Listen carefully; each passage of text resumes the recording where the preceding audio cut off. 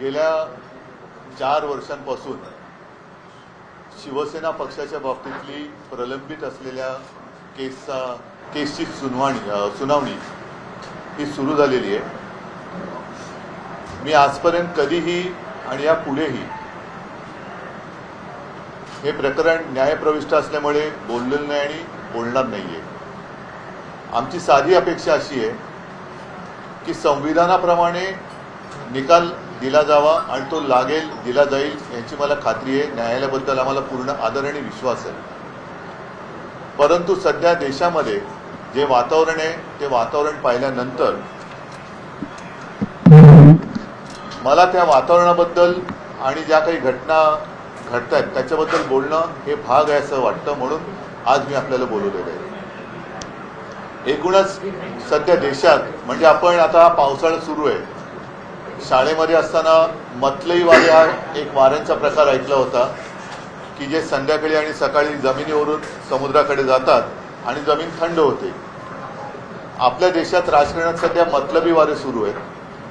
जे विरोधी पक्षाकडनं सत्ताधारी पक्षात जातात आणि त्यांना असं वाटतं की विरोधी पक्ष थंड होतात, पण आम्ही काही थंड होणाऱ्यातले नाही. देशातली परिस्थिती पाहिली तर कमी दाबाचा पट्टा तयार झालेला आहे आणि ही वादळापूर्वीची शांतता आहे असं एकूण चित्र या देशात आहे. गेले 2 महिने देशामध्येच नव्हे तर संपूर्ण जगात आपल्या देशातल्या तरुणाईची म्हणजे जेनझी या पिढीने सरकारला कसं गुडघ्यावरती आणलं याची चर्चा सुरू आहे. मला एका गोष्टीचं वैषम्य वाटतं की या पिढीला आधार देण्याऐवजी त्यांच्यावरती अत्यंत निर्घृणपणाने अत्याचार केले गेले. काही जणांना तर जालियनवाला बागेच्या हत्याकांडाची किंवा त्या अत्याचाराची आठवण व्हावी अशा पद्धतीने अत्याचार केले गेले. मी पुन्हा त्याचं काही हे नाही करत, पण आठवण तर केलीच पाहिजे की लाठीला खिळे लावून मारले गेले, अश्रुधूर सोडले गेले, पेलेट गननी त्यांच्यावरती छऱ्या मारले गेले, कोणाची डोकी फोडली, कोणाचे पाय मोडले. अत्यंत वाईट पद्धतीने त्यांना ट्रोल करण्यात आलं, त्यांना देशद्रोही संबोधण्यात आलं. आणि एवढं केल्यानंतर त्यांच्याबरोबर बोलण्याची पंतप्रधानांची तयारी नाही आहे. त्यांच्याबरोबर बोलण्याची गृहमंत्र्यांची हिंमत नाही आहे. आज संपूर्ण विरोधी पक्ष आणि संपूर्ण देश पंतप्रधानांकडून आणि गृहमंत्र्यांकडून उत्तर मागतोय की अत्याचार तुम्ही का केलेत आणि कशासाठी केले. एका मंत्र्याचा राजीनामा घेतला म्हणून हा काही प्रश्न सुटत नाही, तर संपूर्ण सिस्टीम म्हणजे सरकार आता बदललं गेलं पाहिजे. मधल्या काळामध्ये आपल्याला कल्पना आहे की न्यायमूर्ती जामदार हे म्हणाले होते की त्यांच्याकडे म्हणजे भाजपकडे वॉशिंग मशीन आहे आणि कोणी किती गुन्हे करा वॉशिंग मशीनमध्ये गेल्यानंतर ते धुतले जातात. मग तोच एक मुद्दा घेऊन मला आज एक बातमी जी आलेली आहे ती सगळ्यांना आपल्याला दाखवायची आहे. जी काल मला कल्पना नाही आपल्यापैकी किती चॅनलनी ही बातमी दाखवली असेल, त्यातल्या बारकाव्यासहित. आणि ही बातमी म्हणजे जे मी म्हटलं की पंतप्रधानांना आपल्या देशाचे जे भाग्यविधाते आहेत त्या तरुणांना ते भेटत नाहीत. अगदी रात्री मध्यरात्री एकदम काय ते फ्रेंड्स म्हणून त्यांना इंस्टाग्रामवरून संदेश देतात.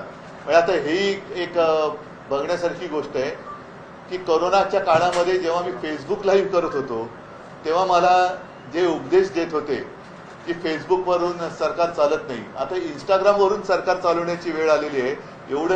एवढी यांची आता हालत खराब झालेली आहे.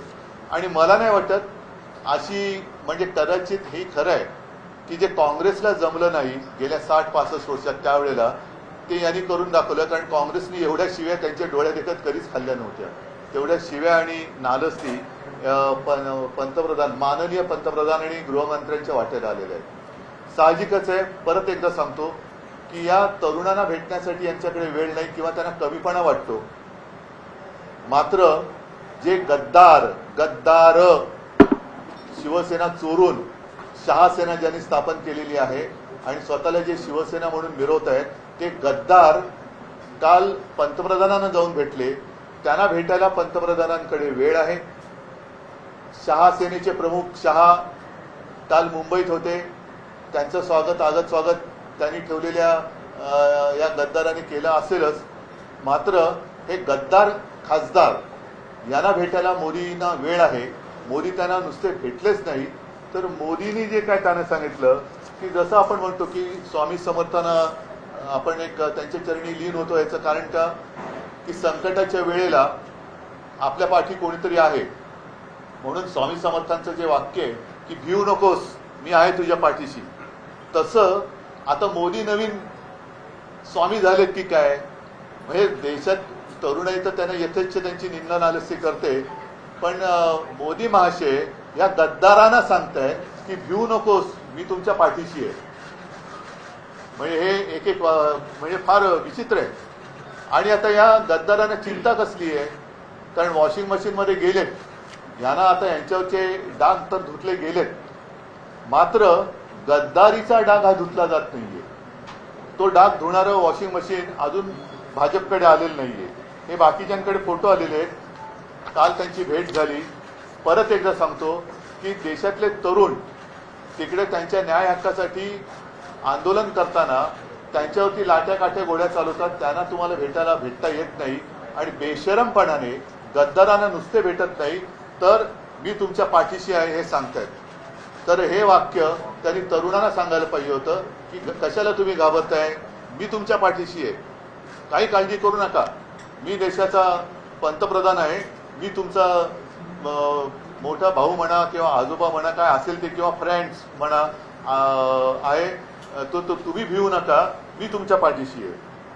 आता हे जे काही वाक्य आहे, हे वाक्य त्यांनी कशासाठी उद्गारलं बरं. ही जर का बंद दाराची चर्चा असेल तर बंद दाराच्या चर्चेतलं नेमकं हे वाक्य बाहेर आणण्याचं कारण काय, की कोणावरती कोणाला तुम्ही संदेश देताय. आता ही जी आहे नवभारतमध्ये सुको म्हणजे सुप्रीम कोर्ट की सुनवाई से टेन्शन में शिंदे म्हणून तुम्ही भेटलात का यांना. कारण आता आमचा हा पक्ष पुन्हा 6 खासदार फोडून सुद्धा महिना तर झालेला आहे ना. आणि लोकसभा अध्यक्षाने अगदी अपेक्षेप्रमाणे निर्णय दिलेला आहे. पुन्हा कोर्टबाजी वगैरे सुरू होईल, पण कोर्टात सुनावणी सुरू असताना हे गद्दार त्यांना जाऊन भेटण्याचं कारण काय. आणि परत आता हे पण म्हणून मी या पेपर सकट आणले, चिंता करू नका, मी तुमच्या पाठीशी. म्हणजे हा संदेश ते कोणाला देत आहेत, कोर्टाला धमकावणी देत आहेत का, धमकावत आहेत का हे की मी आहे यांच्या पाठीशी, का अमित शहाना देत आहेत. कारण मागे असं होतं की हे मिंदे जायचे तेव्हा ते त्यांच्या शहासेनेच्या प्रमुखाला भेटायचे. आता शहासेनेच्या प्रमुखाला ते भेटायची त्यांना गरज नाही, कारण त्यांचा आता बहुतेक बॉस बदललाय. आता ते थेट मोदींना भेटतात. आणि विशेष म्हणजे शहा इकडे असताना ते मोदींना भेटतात. म्हणजे मग हा जो काय भिवू नको मी तुझ्या पाठीशी आहे, ही धमकी वजा संदेश सुप्रीम कोर्टाला मोदींनी दिलाय, अमित शहानं दिलेला आहे, देवेंद्र फडणवीसांना दिलेला आहे, की प्रशासनाला दिलेला आहे, नक्की कोणाला दिलेला आहे. आणि माझं मत आहे, अनिल देसाई इकडे बसलेत, अनिल, ही सगळी कात्रणं माननीय सुप्रीम कोर्टाकडे सुद्धा सादर करा की हे असं वातावरण निर्माण केलं जाते. आम्ही तुमच्यावरती विश्वास ठेवलेला आहे, तुम्ही लोकशाहीचे रक्षक आहात. आणि मला असं वाटतं की ही लढाई जी आहे ती आता केवळ शिवसेनापुरती मर्यादित राहिलेली नाही. आता हा जो काही गद्दारीचा व्हायरस आहे, हा व्हायरस संपूर्ण देशात पसरलेला आहे. आणि कदाचित मोदींनी हा संदेश इतर पक्षातल्या होऊ शकणाऱ्या गद्दारांना पण दिलाय का, की तुम्ही काळजी करू नका, गद्दारी करा, आमच्याकडे या, मी तुमच्या पाठीशी, बघूया तुमचा आपका बाल भी नहीं बाका होगा, मैं देखता हूं. तर असा हा संदेश किंवा ही धमकी मोदींनी कोणाला नक्की दिले, सुप्रीम कोर्टाला दिले, अमित शहानं दिले, देवेंद्रनं दिले, प्रशासनाने दिले का हा संदेश इतर पक्षातल्या गद्दार होऊ शकणाऱ्या खासदारांना दिले की तुम्ही गद्दारी करा, मी तुमच्या पाठीशी आहे. तर याचा खुलासा झाला पाहिजे. आणि जे मी म्हटलं की ही लढाई ही केवळ आता शिवसेनेपुरती मर्यादित राहिलेली नाही, तर गद्दारीचा व्हायरस हा लोकशाहीचा जीव घेतोय. तर लोकशाहीबद्दल प्रेम असणारे, संविधानाबद्दल प्रेम असणारे जे देशभक्त आहेत, त्या तमाम काश्मीरपासून कन्याकुमारीपर्यंतच्या तमाम देशभक्तांना मी आवाहन करतोय की तुम्ही आता ही लढाई आपण सगळ्यांनी मिळून एकत्रित लढण्याची गरज आहे. देशाचं संविधान आणि देशाची लोकशाही वाचवण्याचं कर्तव्य हे आपल्याला करावं लागणार. देशातला तरुण तर त्याचं तर आता माथं भडकलंय. त्यांच्याबरोबर आता यांनी कितीही प्रयत्न केला तरी ते त्यांचं प्रवचन ऐकायला तयार नाहीत. आणि म्हणून एकदा सांगतो की ही गोष्ट गंभीर आहे. ही आम्ही सर्वोच्च न्यायालयाच्या निदर्शनास नक्की आणून देणार आहे. पण मोदींनी सांगायला पाहिजे की हा धमकी वजा संदेश तुम्ही नेमका कोणाला दिलाय आणि गद्दारांना आता नेमकं भय कसलंय. वॉशिंगमध्ये धुवून घेतल्यानंतर सुद्धा तुम्ही पुन्हा का घाबरून तुमची पळापळ का होते, का शेपट्या घालून तुम्ही मोदींकडे जात आहे. तर ह्याचा खुलासा व्हायला पाहिजे. म्हणून मी आज आपल्या माध्यमातून सर्व जनतेला ही माझ्या मनातली शंका कळावी, कदाचित त्यांच्याही मनातली असेल तर त्याला मी वाचा फोडतो. उद्धवजी ज्या पद्धतीने काल परवा कुठे खासदार मोदींना भेटले तसेच शरद पवारांचे खासदार देखील पुढच्या आठवड्यात मोदींची सर्व भेट घेणार अशा पद्धतीने देखील माहिती आहे. मी माझ्यापुरतं बोलतोय आणि ज्यांना ज्यांना संविधानाबद्दल प्रेम आहे, लोकशाहीबद्दल प्रेम आहे, ज्यांना ज्यांना संविधान वाचवायचं आहे, लोकशाही वाचवायची आहे, त्यांनी या लढाईत सामील व्हावं. सर, मोहन भागवत मुंबईत होते आणि त्यांनी जनतेशी संवाद साधला. त्यांनी त्यांच्या प्रोटेस्टला पाठिंबा सुद्धा दिला. नाही, पहिले या विषयावरती मला असं वाटतं हा महत्वाचा विषय आहे. बाकी मोहन भागवत वगैरे हे नेहमीचे विषय आहेत. आप सारे लोगों को पता है कि 4 साल हमारी जो केस है सुप्रीम कोर्ट में चल रही है. अब ऐसे लग रहा है कि लास्ट जो क्या म्हणते हैं अंतिम टप्प्यात वो सुनवाई आ रही है और लगातार हो रही है. जैसे पिछले हफ्ते में 2 दिन लगातार सुनवाई हुई, अगले हफ्ते में भी होने जा रही है. हम उसके बारे में तो कुछ कहते नहीं कि क्योंकि हमारा पूरा विश्वास अदालत पर है. लेकिन जिस तरीके से मोदी जी कल गद्दारों के साथ उन्होंने एक मीटिंग की, मोदी जी को जो भी हमारे जेनजी वहाँ जंतर मंतर पर बैठे थे, आंदोलन कर रहे थे, उन्हें मिलने के लिए समय नहीं है. उनके ऊपर तो लाठियां बरसाई गई. सिर्फ इतना ही नहीं, लाठियों को कीले लगाए गए, टीयर गैस छोड़ा गया. बहुत ही क्या कहते हैं वो शब्द है, बर्बरता के साथ उनके ऊपर अत्याचार किए गए, जैसे कि जालियनवाला बाग ही वहाँ हो रहा है. तो उनको मिलने के लिए उनके पास समय नहीं है. आधी रात वो इंस्टाग्राम पे उनको मैसेज देते फ्रेंड्स करके. तो ऐसे फ्रेंड्स को मार पीट कर कोई दोस्त नहीं बनता.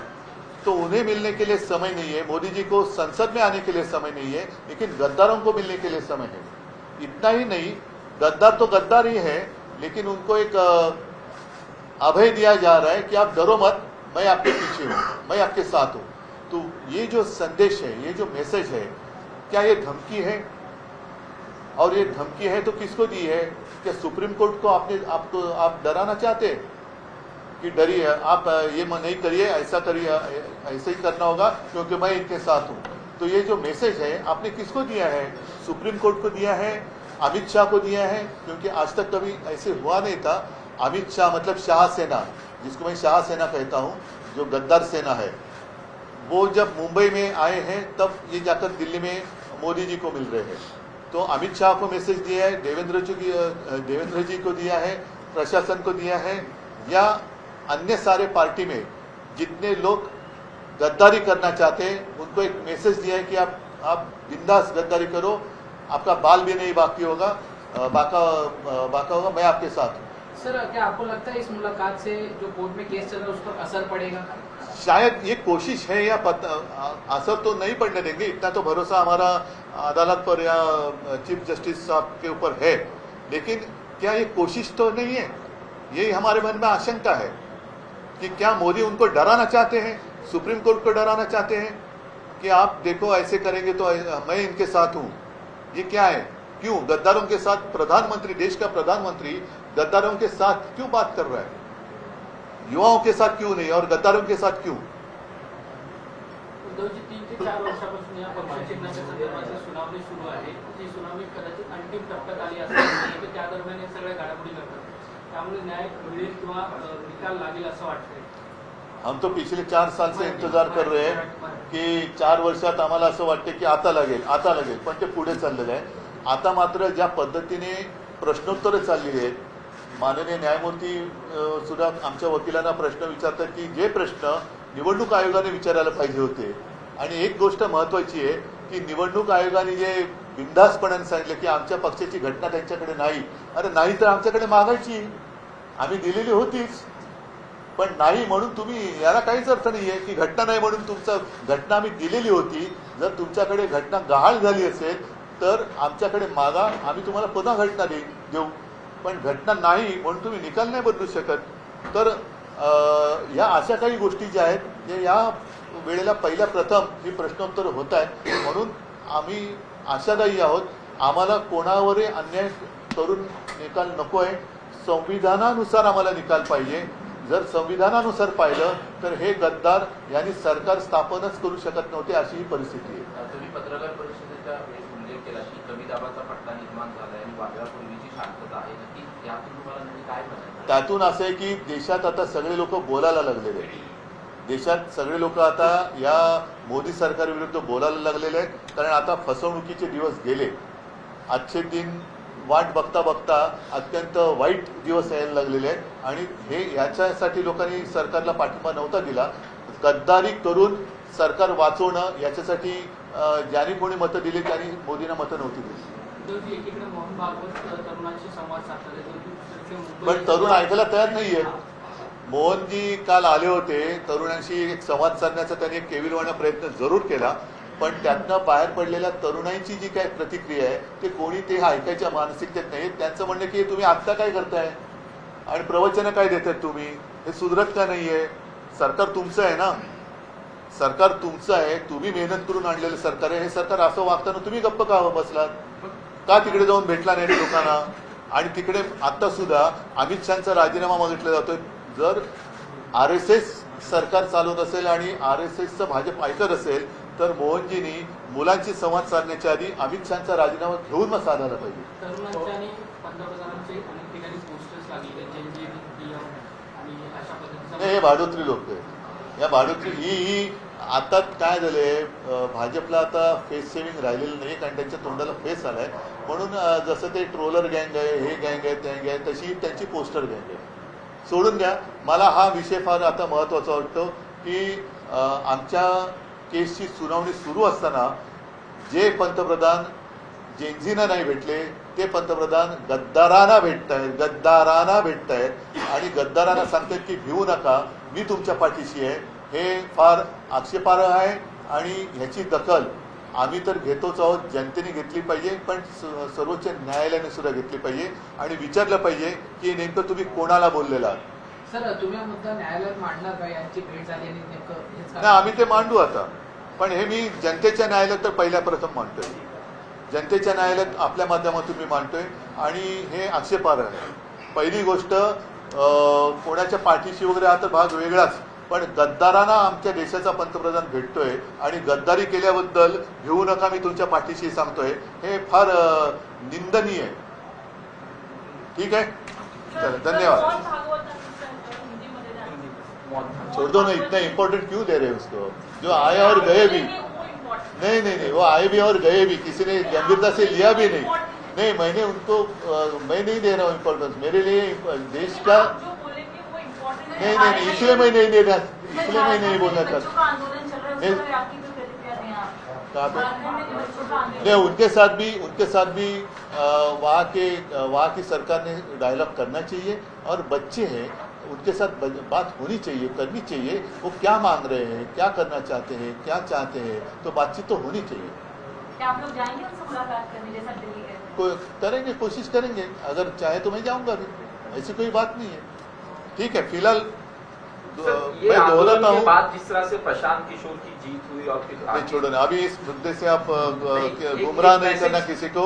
ये मुद्दा आज के दिन महत्वपूर्ण मुद्दा है. मैं दोहराता हूँ कि प्रधानमंत्री जी को जेनजी के साथ मुलाकात करने के लिए या डायलॉग करने के लिए समय नहीं, लेकिन गद्दारों के साथ वो डायलॉग कर रहे हैं. और इतना ही नहीं, उनको एक वो आश्वस्त कर रहे हैं कि आप डरिए मत, मैं आपके साथ हूँ. तो ये बहुत ही गंदी बात वो कर रहे हैं. इस तरीके से प्रशासन उनसे हमें अपेक्षित नहीं था. सर, पीएम जो मुलाकात कर रहे हैं, लोकसभा में बहुत सारे बिल आने वाले हैं, डीलिमिटेशन का बिल है. नहीं, ठीक है, वो उसके ऊपर जब की तब बात करेंगे. चलो, धन्यवाद सगळ्यांना. जय हिंद, जय महाराष्ट्र. थँक्यू.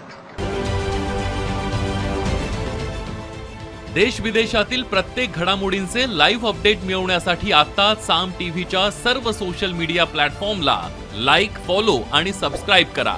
तसंच सर्व नोटिफिकेशनसाठी बेल आयकॉन प्रेस करायला विसरू नका.